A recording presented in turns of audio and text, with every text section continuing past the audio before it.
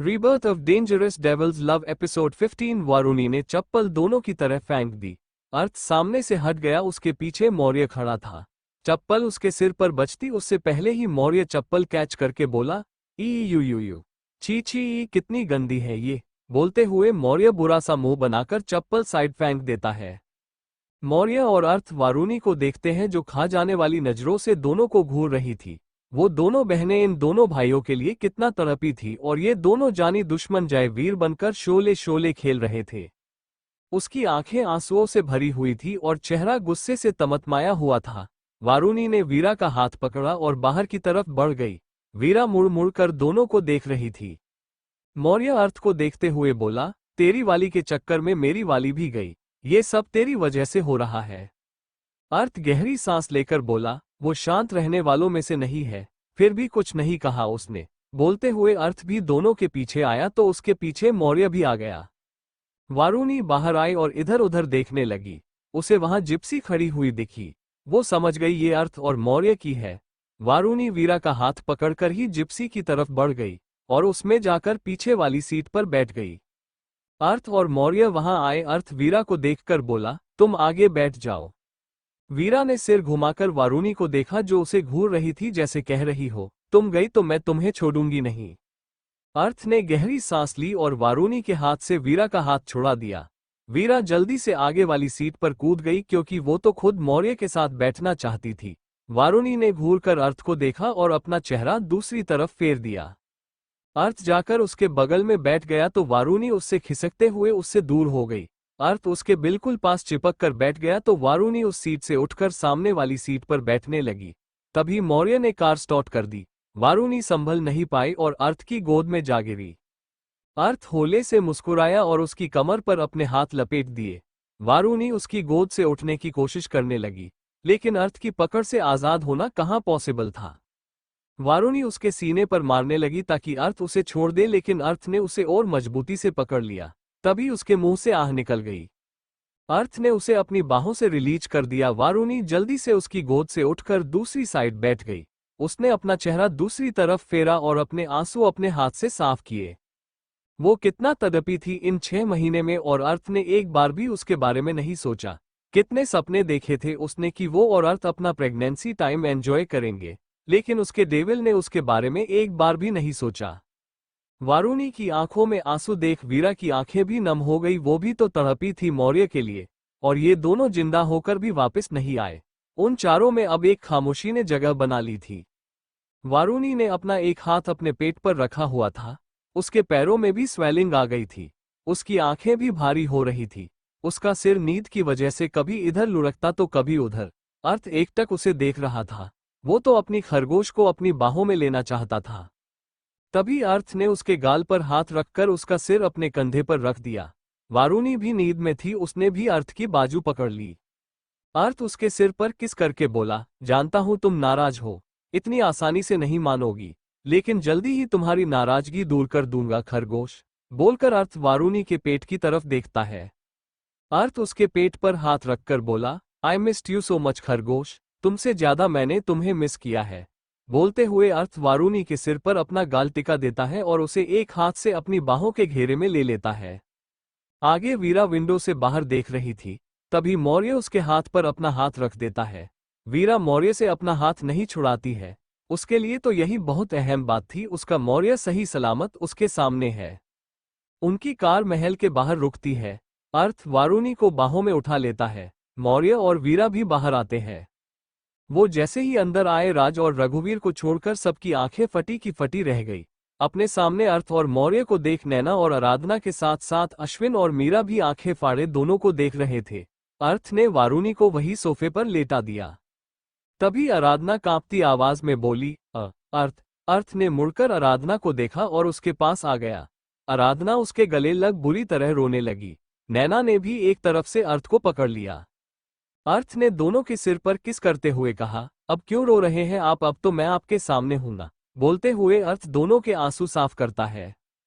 मौर्य एक जगह खड़े होकर खाली आंखों से अर्थ और आराधना को देख रहा था।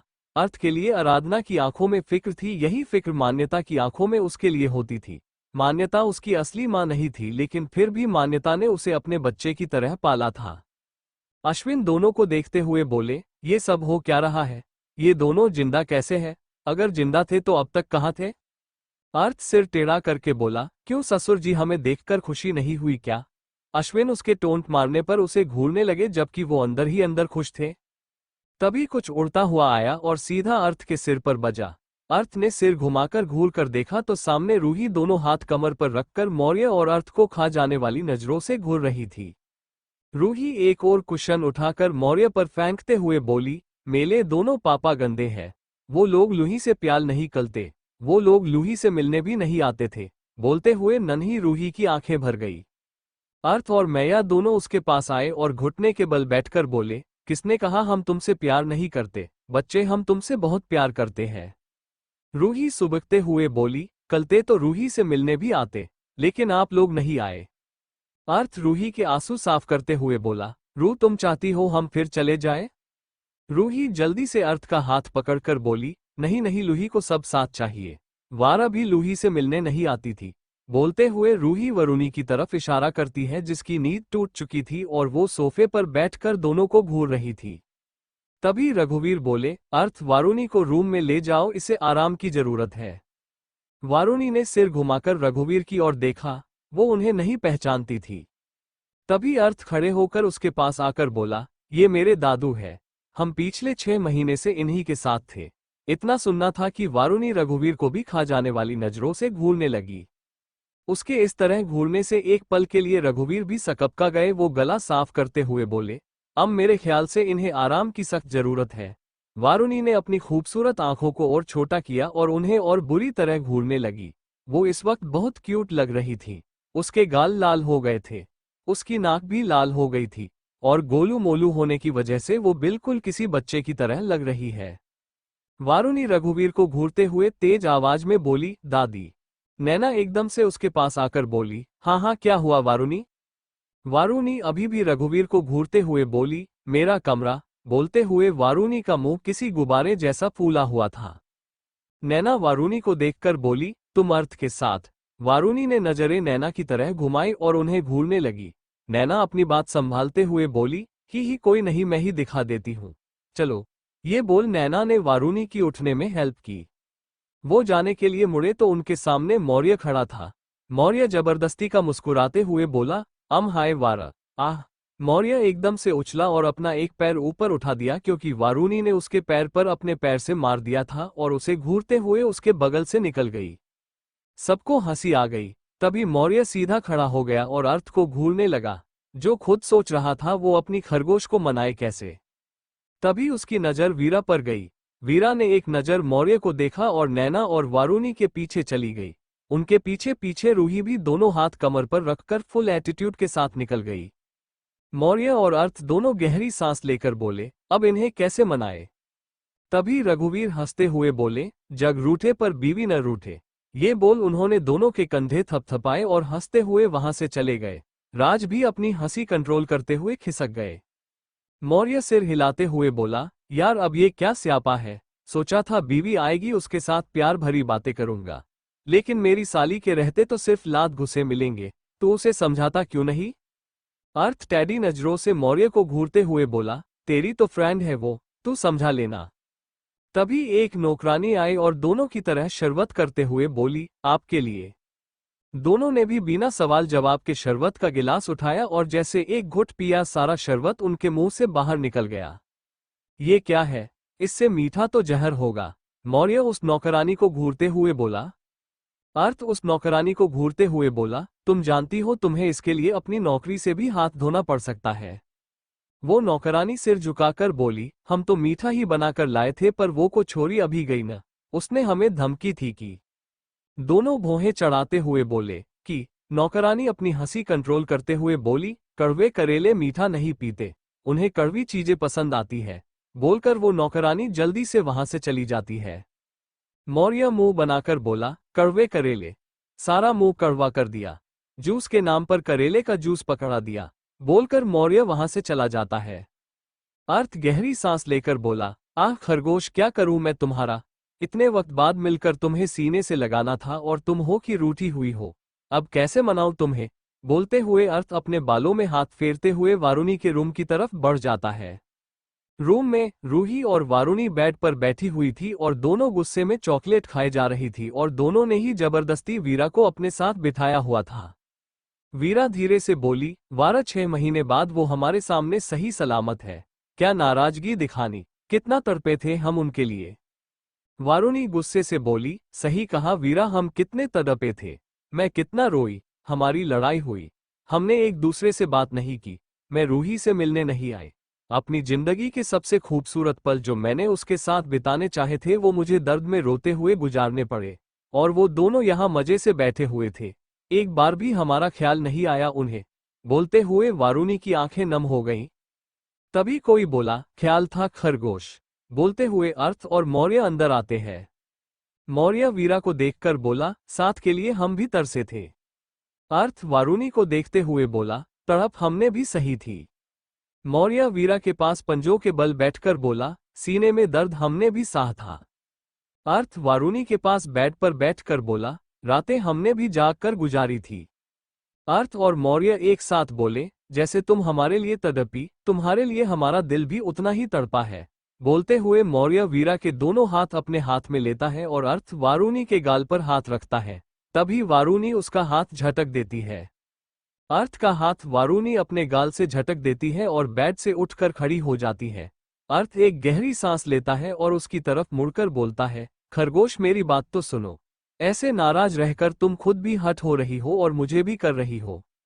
बोलते हुए अर्थ उसके पास आता है और जैसे ही उसे चुने के लिए हाथ बढ़ाता है वारुणी उसका हाथ फिर से झटक देती है और 2 कदम पीछे होकर उसकी तरह उंगली पॉइंट करके बेहद गुस्से से बोलती है, don't you even dare to touch me mister Arth Veer Shekhawat. तुम ये हक खो चुके हो। मेरे पास आकर क्या साबित करना चाहते हो तुम? यही कि तुम्हें मुझसे कितना प्यार है? नहीं, तुम मेरे पास आकर ये साबित करोगे कि तुमने किस कदर मेरे प्यार का मजाक बनाया है। कहते हुए गुस्से से वारुणी की सांसें तेज हो जाती है। उसका गोरा चांद जैसा चेहरा भी लाल हो गया था। अपना एक हाथ पेट पर रखकर दूसरे हाथ से वॉल का सहारा लेकर वारुणी अर्थ को देखकर कहती है, मैं पिछले 6 महीने से तुम्हारे लिए तरसती रही, रोती रही, हर पल खुद को कोसती रही कि मेरी वजह से तुम और मौर्य, तुम दोनों के साथ वो हादसा, जिस किसी के साथ भी गलत हुआ उसका जिम्मेवार मैंने खुद को समझा। फिर चिल्लाते हुए कहती है, सबके साथ जो हुआ उसकी दोषी मैं? मेरे साथ हुए गलत का जिम्मेवार कौन है? कौन है बताओ मुझे, क्या गलती है मेरी? पूरा परिवार है मेरे पास, शुरू से था, लेकिन कभी एक दिन मैंने सुकून से अपने परिवार के साथ नहीं बिताया। एक वीरा थी जिसके साथ इतना गलत हुआ, उसने कभी मुझे दोष नहीं दिया, लेकिन उस दिन तुम दोनों ने मौत का नाटक रचा जिसकी वजह से मेरी बहन ने पहली बार मुझ पर हाथ उठाया। मुझे उसकी आंखों में अपने लिए नफरत दिखी। किसकी वजह से? तुम दोनों की वजह से, सिर्फ और सिर्फ तुम दोनों की वजह से। बोलते हुए वारुणी रोने लग जाती है। वो रोते रोते वही चेयर का सहारा लेकर उस पर बैठ जाती है। उसे रोते देख वीरा उसके पास आती है और उसके पास बैठकर उसके दोनों हाथ अपने हाथ में लेकर बोलती है, नहीं वारा, मैं कभी मेरी वारा से नफरत नहीं कर सकती। मैं उस दिन गुस्से में बहुत कुछ बोल गई ना, मुझे माफ कर दे। मेरा इरादा तुझे दर्द पहुंचाना नहीं था। अपने दर्द के आगे मुझे तुम्हारा दर्द नहीं दिखा कि तुम भी तो अपने प्यार से दूर हो रही हो। मुझे माफ कर दे प्लीज। बोलते हुए वीरा नम आंखों से वारुणी को देखती है। वारुणी सुबकते हुए अपना सिर नामे हिलाते हुए वीरा के आंसू साफ करती है। अर्थ और मौर्य वारुणी के सामने पंजों के बल बैठ जाते हैं। उन दोनों ने जैसे ही उसका हाथ पकड़ना चाहा, वारुणी अपने हाथ पीछे खींच लेती है और अपना चेहरा दूसरी तरफ फेर देती है। मौर्य ने सिर घुमाकर अपने पास बैठी वीरा को देखा तो वीरा ने भी अब अपना चेहरा दूसरी तरफ फेर दिया और खड़ी हो गई। अर्थ ने जबरदस्ती वारुणी के हाथ पकड़े और उन पर मजबूती बनाते हुए बोला, खरगोश, इतना गुस्सा कि अब अपने डेविल को तुम उसके नाम से बुलाओगी। हाँ, मैं मानता हूं तुम अभी नाराज हो, लेकिन नाराजगी भी तो अपनों से ही होती है, तो मनाने का मौका तो दो। ऐसे मुंह फेर दोगी तो? बोलते हुए अर्थ थोड़ी देर रुकता है, फिर कुछ पल रुककर बोलता है, अपनी बात कह दी, हमारी बात भी सुन लो। हम क्यों वापस नहीं आए हमें बताने तो दो। मौर्य वीरा के पास आकर उसका चेहरा हाथों में भरते हुए कहता है, याद है वीरा, उस दिन तुमने कहा था तुम मेरी शक्ल भी नहीं देखना चाहती। तुम्हें पता है तुम्हारी वो बात मेरे दिल में किस कदर चुभी थी। लेकिन आज मैं फिर एक आखिरी बार पूछता हूँ वीरा मेहरा, क्या तुम मेरी लाइफ का हिस्सा बनोगी? आज जो तुम्हारा फैसला होगा मुझे मंजूर होगा। बोलते हुए मौर्य वीरा की आंखों में एकटक देखने लगता है। मौर्य के सवाल से वीरा की आंखों से आंसू का एक कतरा बह जाता है। उसे आज भी अफसोस था उस बात का जो उसने उस दिन मौर्य से कही, कि उसे इस आदमी को शक्ल तक भी नहीं देखनी थी, जबकि पिछले 6 महीने से वो इसी आदमी की याद में दिन राय रोई है। वीरा मौर्य की शर्ट मुट्ठी में पकड़कर बोलती है, मुझे तुम्हारे साथ रहना है मौर्य। मुझे मेरी आखिरी सांस तक तुम्हारे साथ रहना है। मुझे माफ कर दो, मैंने उस दिन तुम्हें गलत समझा जबकि तुम्हारे साथ तो शुरू से गलत होता आया है। बोलते हुए वीरा मौर्य के सीने पर सिर रख लेती है। मौर्य उसे अपनी बाहों के घेरे में लेकर बोला, इट्स ओके वीरा, अब तो तुम मुझसे नाराज नहीं होना। बोलते हुए मौर्य वीरा के सिर पर चीन रखता है।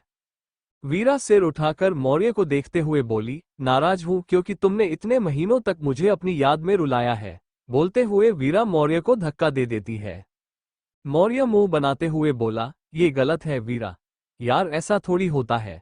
अभी तो तुम मान गई थी, अभी फिर नाराज हो गई। अर्थ वारुणी के दोनों हाथों को चूमते हुए बोला, कुछ तो बोलो खरगोश, नाराज हो तो शिकायत करो, ऐसे चुप तो मत रहो। तुम्हारी चुप्पी मुझे दर्द पहुंचा रही है यहाँ। बोलते हुए अर्थ वारुणी का हाथ पकड़कर अपने सीने पर दिल वाली जगह रखता है। वारुणी आंसुओं भरी आंखों से उसे देखती है और अपना हाथ पीछे खींच लेती है। अर्थ उसके सिर से अपना सिर जोड़ते हुए बोला, जितनी भी शिकायतें आज बोल दो खरगोश, सारी शिकायतें दूर कर दूंगा, पर प्लीज चुप मत रहो। बोलकर अर्थ वारुणी के सिर पर किस करता है। वारुणी उसे धक्का देकर खुद से दूर करती है और चेयर से खड़े होकर उसकी तरफ पीठ कर देती है। अर्थ बेबसी से वारुणी को देख रहा था। मौर्य वीरा को देख रहा था। दोनों ने सिर घुमाकर रूही को देखा तो वो दोनों हाथ सीने से बांधकर उन दोनों को घूर कर देखती है। वो दोनों ही हार मानकर जाने के लिए मुड़ जाते हैं। फिर अचानक दोनों मुड़कर पीछे देखते हैं। वारुणी दोनों को खा जाने वाली नजरों से घूर रही थी। दोनों एक दूसरे को देखते हैं, फिर सामने खड़ी अपनी बीवियों को जो मुंह फुलाए खड़ी थी। अर्थ दोनों हाथों से अपने कान पकड़कर वारुणी के सामने खड़ा हो जाता है। वारुणी छोटा सा मुंह बनाकर अर्थ को देखती है और आगे बढ़कर उसके हाथ उसके कान से हटा देती है। अर्थ वारुणी के बाल कान के पीछे करते हुए बोला, माय खरगोश इज स्टिल एंग्री।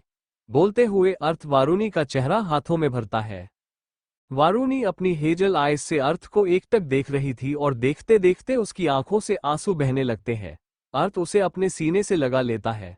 वारुणी बुरी तरह रोने लगती है। मौर्य और वीरा एक दूसरे का हाथ पकड़कर उन दोनों को देखकर उन्हें अकेला छोड़कर रूही को लेकर वहां से चले गए। अर्थ वारुणी का सिर सहलाते हुए बोला, शांत हो जाओ खरगोश। वारुणी अर्थ के सीने पर मुक्के मारते हुए बोली, चुप रहो तुम वरना मैं तुम्हारा मुंह तोड़ दूंगी। मुझे रोना आ रहा है, ना रोने दो मुझे। तुम एक नंबर के जालिम आदमी हो। तुम बहुत बुरे हो डेविल। बहुत बहुत बहुत ही ज्यादा बुरे। इस दुनिया के सबसे गंदे डेविल हो तुम। तुमने मुझे अकेला छोड़ दिया, जबकि तुमने कहा था तुम हमेशा मेरे साथ रहोगे। आई हेट यू डेविल, तुमने मुझसे झूठ कहा। अर्थ वारुणी के हाथ पकड़कर उसे वापस अपने सीने से लगाकर बोला, बट आई लव यू खरगोश, I love you so much. नहीं तुम झूठे हो, अगर तुम मुझसे प्यार करते तो मुझे छोड़कर नहीं जाते। तुमने मुझे तब अकेले छोड़ा जब मुझे तुम्हारी सबसे ज्यादा जरूरत थी। तुम क्यों गए मुझे छोड़कर, क्यों? बोलते हुए वारुणी अर्थ की शर्ट मुट्ठी में पकड़कर उसकी आंखों में घूरने लगती है। अर्थ ने वारुणी के सवाल का कोई जवाब नहीं दिया। उसने वारुणी का चेहरा हाथों में भरा और उसके सिर से अपना सिर जोड़कर बोला, तुम्हारी कोई गलती नहीं है खरगोश। इनफैक्ट एक सोची समझी साजिश थी, मुझे और मौर्य को मारने की। वारुणी उसकी आंखों में देखते हुए बोली, वो मुझे पता है। तुम ये बताओ, आखिर तुम दोनों ने मरने का नाटक क्यों किया? क्या तुम्हें एक बार भी मेरी याद नहीं आई? अर्थ वारुणी के माथे पर अपने होंठ रखकर बोला, कैसे याद नहीं आती तुम्हारी? तुम तो वो हो जिसमें अर्थ वीर शेखावत की जान बसती है।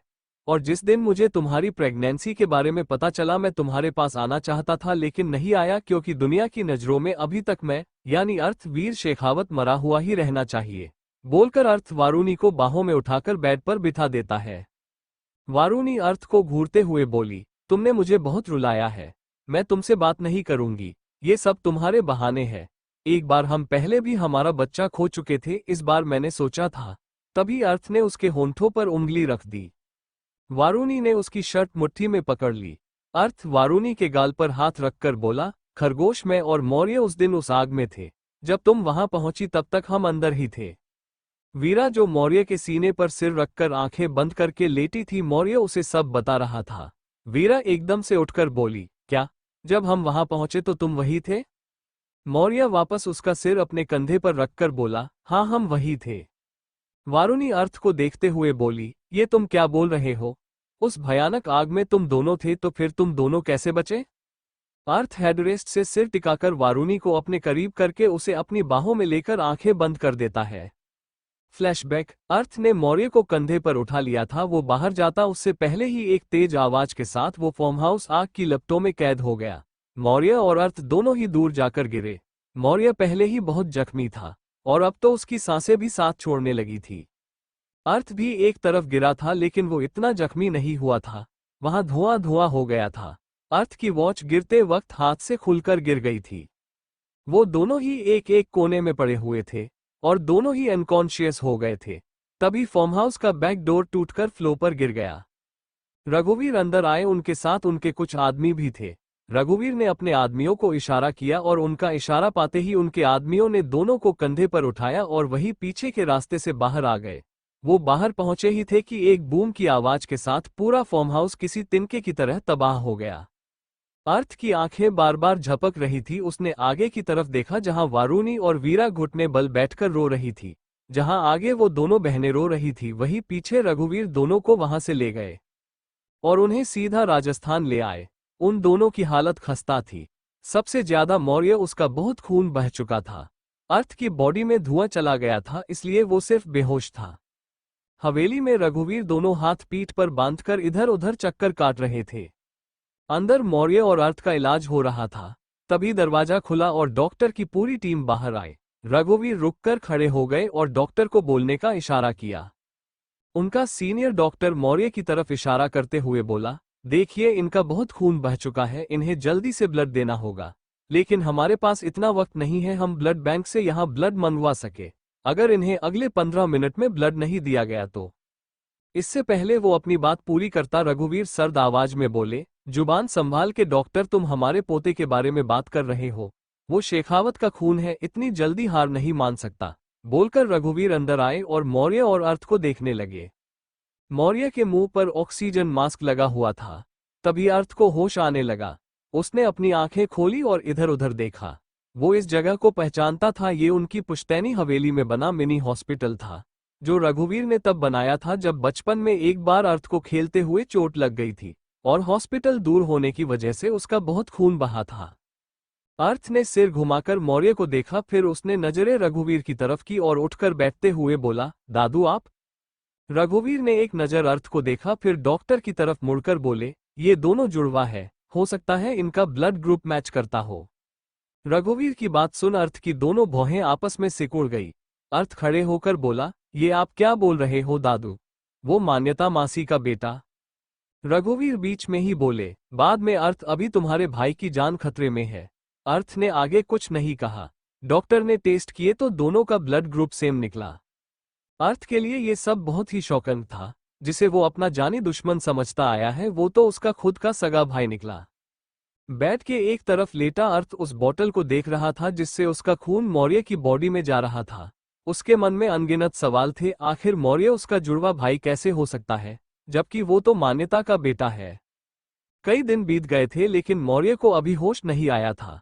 अर्थ ने अपने दादू से अभी तक एक सवाल भी नहीं पूछा था, आखिर मौर्य और वो भाई कैसे हो सकते हैं। एक दिन मौर्य के हाथ में मूवमेंट होने लगी। उसके लिए जो डॉक्टर हवेली में रखे थे उन्होंने जल्दी से रघुवीर और अर्थ को बुला दिया।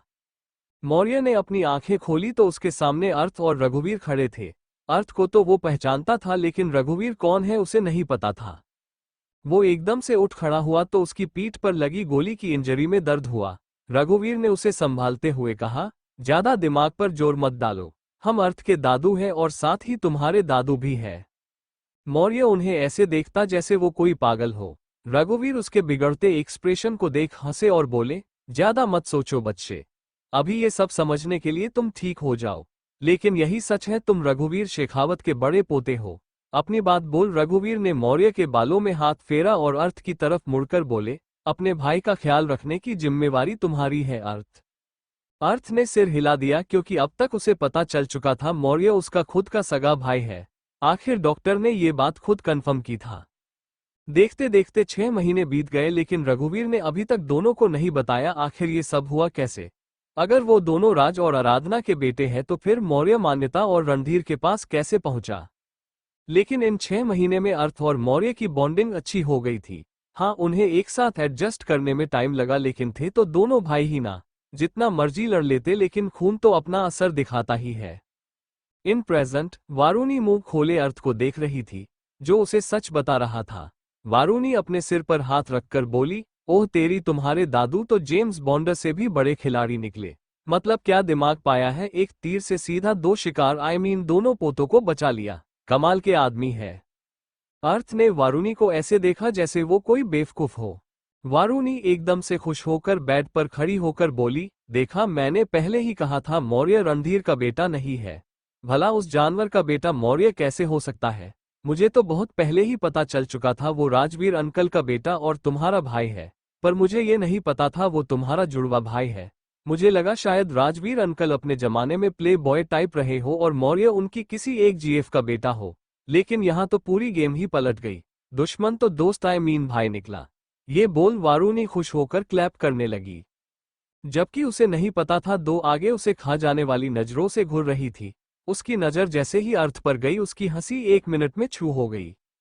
वारुणी धीरे से बोली, हो गया बड़ा गर्ग। इस राक्षस को पता चल गया, मुझे पहले ही सब पता था। अब ये मेरे साथ क्या करेगा। अर्थ ने बेड पर खड़ी वारुणी को पकड़ा और उसे बेड पर लेटा दिया और खुद उसके ऊपर आ गया। उसका पूरा वेट अपनी कोहनियों पर था। वारुणी मुंह खोले उसे देखती रह गई। उसे पता ही नहीं चला वो कब खड़ी थी तो कब लेट गई। अर्थ उसके चेहरे पर झुकते हुए सर्द आवाज में बोला, वारुणी, तुम्हें पता था मैं और मौर्य भाई है, और तुमने मुझे ये बात बताई भी नहीं। बोलते हुए अर्थ उसके चेहरे के एकदम करीब आकर उसकी आंखों में घूरता है। वारुणी थूक निगलते हुए बोली, वो मैं खुद शो नहीं थी तो तुम्हें क्या बताती। अर्थ उसे घूरते हुए बोला, तो तुम्हें लगा मेरे डैड एक प्ले बॉय थे। वारुणी सोचते हुए बोली, क्या पता अपने टाइम में। नहीं नहीं, वो तो सच्चे सावित्री टाइप हस्बैंड है, इसलिए देखो तुम दोनों जुड़वा हो। अर्थ ने उसे खा जाने वाली नजरों से घूरा तो वारुणी ने अपनी बात संभालते हुए कहा। वारुणी पप्पी फेस बनाकर बोली, सॉरी ना, आगे से पक्का सब बताऊंगी, लेकिन तुम भी कहा मुझे कुछ बताते हो, इसलिए मैंने भी नहीं बताया। बोलते हुए वारुणी अपने मुंह का पाउट बना लेती है। तभी अर्थ नीचे झुककर उसके लिप्स कैप्चर कर लेता है। वारुणी आगे बड़ी बड़ी करके अर्थ को देखती है, जो उसे रुडली किस कर रहा था। इधर वीरा भी मौर्य के मुंह से सब सुन सदमे में थी। वो और अर्थ भाई है, इसका मतलब वो वारुणी की बहन के साथ साथ जेठानी भी है। वीरा मौर्य को देख एक बार फिर कंफर्म करते हुए बोली, तुम कहना चाहते हो मैं और वारुणी देवरानी जेठानी है। मौर्य उसकी बात पर मुस्कराते हुए बोला, मैं कहना चाहता हूं मैं और अर्थ भाई है। बोलकर मौर्य वीरा की नोच पिंच करता है। वीरा अपनी नाक सहलाते हुए बोली, इसका मतलब राज अंकल का अफेयर मान्यता आंटी के साथ। मौर्य उसे घूरते हुए बोला, चुप, क्या बोल रही हो तुम। क्यों हमारे शरीफ बाप को बदनाम कर रही हो। मैंने कहा ना, दादाजी ने कहा था हम जुड़वा है। वीरा तेज आवाज में बोली, इसका मतलब सेम सेम, मेरी और वारुणी की तरह, लेकिन तुम दोनों की शक्ल तो सेम नहीं है। बोलते हुए वीरा मुंह बना लेती है। मौर्य उसके सिर पर चपत लगाकर बोला, जरूरी नहीं सभी ट्विंस की शक्ल सेम हो।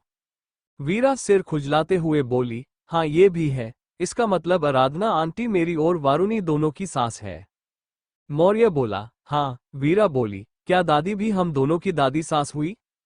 मौर्य चीरते हुए बोला, वीरा, जब मेरे और अर्थ के पेरेंट्स एक है तो उसका और मेरा खानदान भी तो एक ही होगा ना। वीरा उसे चीरते देख जबरदस्ती हंसते हुए बोली, ही हाँ तुम सही कह रहे हो। बोलते हुए वीरा अभी भी कंफ्यूजन से अपना सिर खुजला रही थी। मौर्य ने उसे अपनी बाहों में लिया और बेड पर लेट गया। तभी उनके बगल में लेटी रूही ने नींद में ही मौर्य के मुंह पर लात मार दी। मौर्य अपनी नाक पकड़ते हुए एकदम से उठकर बैठ गया। वीरा मुंह दबाकर हंसने लगती है। सुबह का वक्त राजस्थान में रणधीर का चेहरा गुस्से से तमतमाया हुआ था। सामने हॉस्पिटल बेड पर निमित लेटा हुआ था। रणधीर के वहां होने की वजह से डॉक्टर्स की हालत खराब हो रही थी। अपने इकलौते बेटे को इस हाल में देख रणधीर का खून खोल रहा था। डॉक्टर घबराते हुए बोला, सर इनके हाथ पैर की बोन्स फ्रैक्चर हो चुकी है, स्पाइनल कॉर्ड भी फ्रैक्चर है, शायद ये अब कभी अपने पैरों पर। इससे पहले डॉक्टर अपनी बात पूरी करता रणधीर ने उसका सिर पकड़कर दीवार पर मारते हुए कहा, वो ठीक होगा। तू कैसे डॉक्टर है? तेरा पेशेंट यहाँ बेड पर लेटा है और तू बकवास किए जा रहा है। वो रणधीर सिन्हा का बेटा है, वो इतनी आसानी से हार नहीं मान सकता। बोलते हुए रणधीर उसका सिर लगातार वॉल पर मार रहा था। डॉक्टर का मुंह खून से लहूलुहान हो गया था, लेकिन रणधीर इंसान के भेष में बैठा था, उसे सिर्फ अपना फायदा दिखता था। उसने डॉक्टर को छोड़ दिया। डॉक्टर जमीन पर गिर गया। रणधीर बाकी डॉक्टर्स की तरफ देखकर बोला, दुनिया का बेस्ट से बेस्ट डॉक्टर बुलाओ, मुझे मेरा बेटा अपने पैरों पर खड़ा चाहिए, वरना तुम सबकी मौत मेरे हाथों होगी। बोलकर रणधीर बाहर आ गया और अपने एक आदमी को देखकर बोला, राका पता करो, ये सब किसने किया है। मैं उसे अपने हाथ से मरूंगा जिसने मेरे रणधीर सिन्हा के बेटे को इस हाल में पहुंचाया है। जहां एक तरफ रणधीर बौखलाया हुआ था, वहीं दूसरी तरफ साजिशें रची जा रही थी। वो तारीख जो नजदीक आ रही थी जब बेशकीमती कोहिनूर सामने आएगा। अंडरवर्ल्ड का हर एक आदमी से लेकर शहर की छोटी मोटी गैंग तक वो चाहती थी। कोहिनूर यानी सबसे महंगी और बेशकीमती चीज जो किसी खजाने से कम नहीं था। और जिसकी जेब में पैसा होता है उसके पास ही पावर होती है, और जिसके पास पावर होती है वही राज करता है। इसीलिए तो सबको वो चाहिए था। यही महल में रघुवीर ने अपने रूम की खिड़की के पास खड़े होकर चांद को देख रहे थे। जिस तरह का वारूनी का स्वभाव और मुझे उसकी जानकारी मिली है, वो आसानी से नहीं मानने वाली। रघुवीर पीछे मुड़कर राज को देखते हुए बोले। राज गहरी सांस लेकर बोला, सही कहा आपने। वो अर्थ की बातें नहीं सुनती, हमारी कैसे सुनेगी? वो कभी हमारे साथ चलने के लिए तैयार नहीं होगी। बोलते हुए राज रघुवीर के पास आए। रघुवीर तिरछा मुस्कुराते हुए बोले, कोहिनूर शेखावत की अमानत है और वारूनी मेहरा अब खुद इस खानदान का हिस्सा है। वो मानेगी, जरूर मानेगी। बोलकर रघुवीर कुछ सोचने लगते हैं। रूम में अर्थ वारूनी को बाहों में लिए सो रहा था। आज दोनों के चेहरे पर सुकून था। आखिरकार वो दोनों पूरे 6 महीने बाद एक दूसरे की बाहों में सुकून के साथ सो रहे थे। तभी वारूनी इधर उधर करवट लेते हुए उठकर बैठ गई। वारूनी ने सिर घुमाकर अर्थ को देखा जो सो रहा था। वारूनी अपने पेट पर हाथ रखकर मुंह बनाते हुए बोली, मुझे भूख लगी है। ये डेविल कैसे हाथी घोड़े बेच के सोया है? क्या इसको पता नहीं इसकी बीवी प्रेग्नेंट है? ये नहीं कि थोड़ी बहुत सेवा कर ले मेरी, पर नहीं जनाब को तो घोड़े बेचकर सोना है। चल बेटा, वारूनी खुद ही पेट पूजा करके आते हैं। बोलते हुए वारूनी बेड से उठ जाती है। वो एक कदम भी बढ़ाती उससे पहले ही उसे लगा वो हवा में उड़ रही थी। वारूनी आंखें बड़ी करके अर्थ को देखते हुए बोली, तुम तो सोए हुए थे ना? बोलते हुए वारूनी अर्थ के गले में बाहें डाल देती है। अर्थ वारूनी को बाहों में उठाए हुए ही बोला, खरगोश, अगर मैं सोया हुआ होता तो तुम मेरी गोद में होती क्या? उसकी बात सुन वारूनी का मुंह बन जाता है।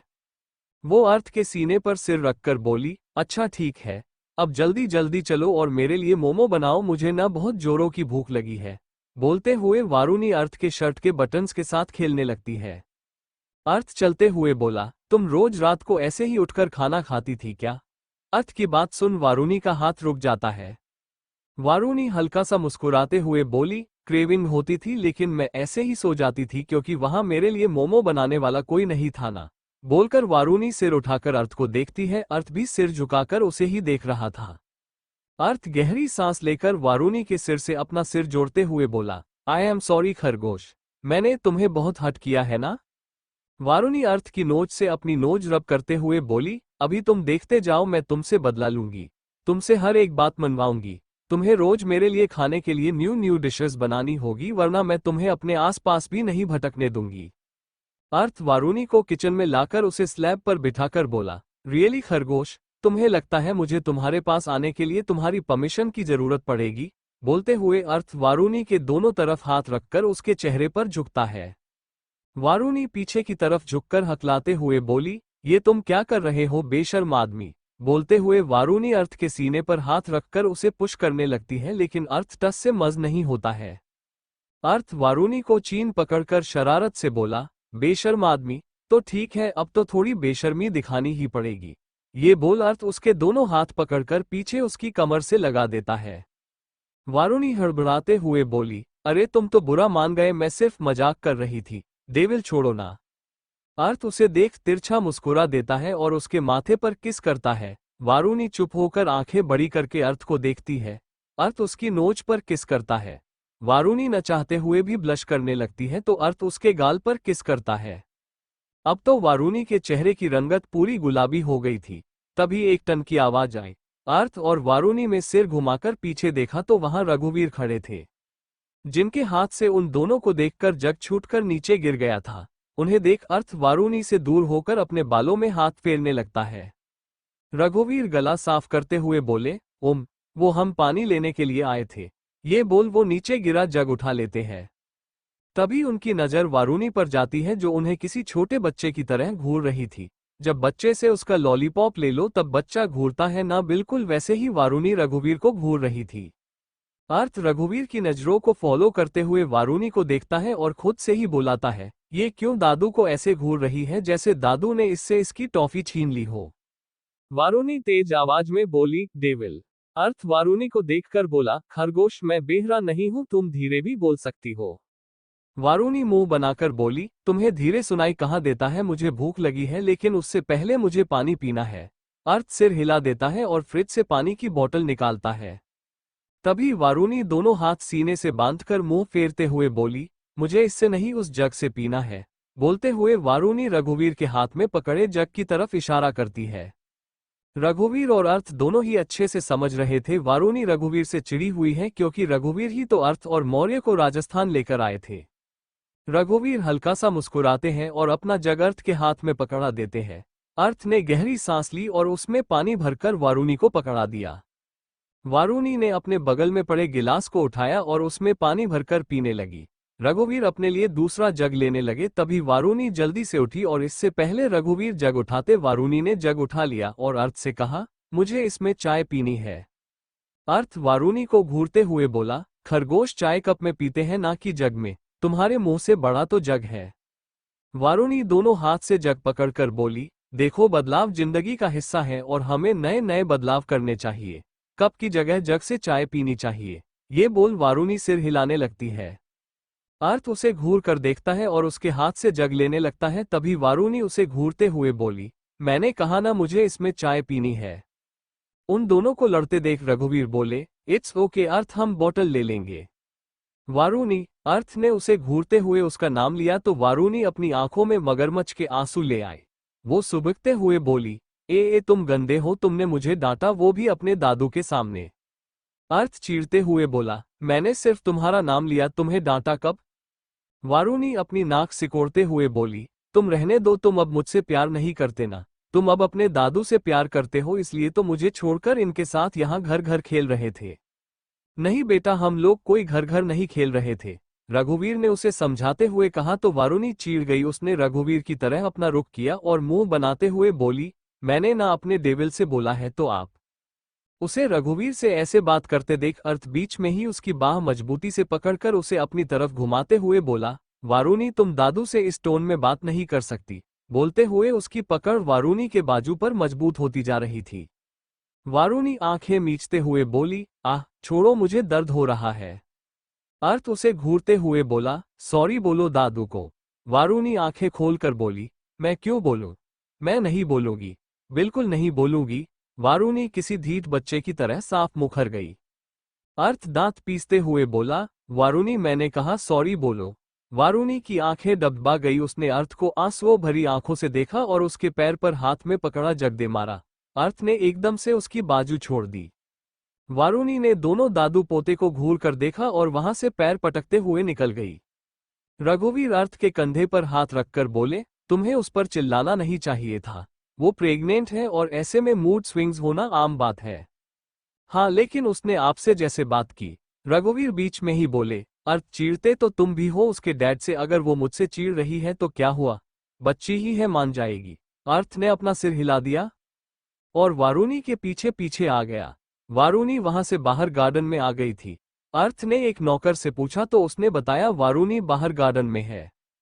अर्थ भी बाहर आ गया। वो बाहर आया तो सामने देखकर उसने अपने हाथ की मुट्ठी बना ली और लंबे कदम लेकर वारुणी के पास आया, जो मौर्य के सीने से लगकर अर्थ की चुगली कर रही थी। अर्थ ने एक झटके से वारुणी को मौर्य से दूर किया और उसे अपने सीने में छिपा दिया। मौर्य दोनों हाथ खड़े करके बोला, मैं नहीं, इसने मुझे गले से लगाया था। अर्थ उसे घूर कर देख रहा था, जैसे आंखों से ही मौर्य को खा जाएगा। मौर्य हंसते हुए बोला, तेरी ही है वो, ऐसे क्यों घूर रहा है? अच्छा अच्छा ठीक है, मैं जा रहा हूँ, मुझे तेरे गले की हड्डी नहीं बनाना, बोलकर मौर्य जाने लगता है। तभी मौर्य रुककर अर्थ को चिढ़ाने के लिए तेज आवाज में बोला, वारा bye, good news and sweet dreams, बोलकर मौर्य हंसते हुए अंदर चला जाता है। वारुणी तब से अर्थ की पकड़ से आजाद होने के लिए झटपटा रही थी। वो उसके सीने पर मारते हुए बोली, छोड़ो मुझे, अब क्या मुझे क्रश करने का इरादा है? बोलते हुए वारुणी लंबी लंबी सांसें लेती है क्योंकि अर्थ ने उसे अपनी बाहों में जकड़ रखा था। अर्थ अपनी पकड़ ढीली करते हुए बोला, तुमसे मैंने कितनी बार कहा है तुम उससे दूर रहा करो। डोंट से तुम अपने भाई से जेल्स फील कर रहे थे। वारुणी ने चहकते हुए पूछा तो अर्थ उसे खा जाने वाली नजरों से घूरने लगा। भला वो ये बात कैसे एक्सेप्ट कर ले कि द डेविल आर्थ वीर शेखावत को जलन हो रही थी। उसके एक्सप्रेशन देख वारुणी जोर जोर से हंसते हुए बोली, हाँ हाँ हाँ, तुम जेल्स हो रहे हो। अच्छा हुआ तुम मेरे कॉलेज में मेरे साथ नहीं थे, वरना तो तुम जल भूनकर कोयला बन जाते। तुम्हें पता है मेरे कॉलेज में कितने लड़के मेरे पीछे थे? बोलते हुए वारुणी ने जैसे ही अर्थ की तरफ देखा तो उसकी हंसी छू हो गई। अर्थ उसे ऐसे घूर रहा था जैसे आज ही उसे कच्चा चबा जाएगा। Thank you for listening. मुझे उम्मीद है आपको ये स्टोरी पसंद आई होगी। अगर आपको पसंद आई है तो प्लीज लाइक और कमेंट करना ना भूलें और मोर स्टोरीज के लिए सब्सक्राइब करें। मिलते हैं नेक्स्ट वीडियो में।